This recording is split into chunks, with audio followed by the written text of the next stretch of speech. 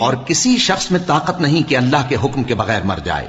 اس نے موت کا وقت مقرر کر کے لکھ رکھا ہے، اور جو شخص دنیا میں اپنے اعمال کا بدلہ چاہے اس کو ہم یہیں بدلہ دے دیں گے، اور جو آخرت میں طالب ثواب ہو اس کو وہاں اجر عطا کریں گے، اور ہم شکر گزاروں کو عنقریب بہت اچھا صلہ دیں گے.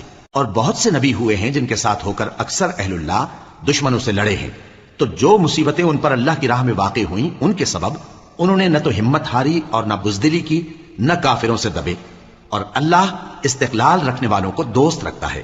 اور اس حالت میں ان کے منہ سے کوئی بات نکلتی تو یہی کہ اے پروردگار، ہمارے گناہ اور زیادتیاں جو ہم اپنے کاموں میں کرتے رہے ہیں معاف فرما، اور ہم کو ثابت قدم رکھ، اور کافروں پر فتح عنایت کر.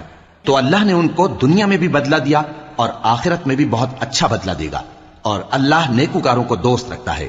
مومنو، اگر تم کافروں کا کہا مان لوگے تو وہ تم کو الٹے پاؤں پھیر کر مرتد کر دیں گے.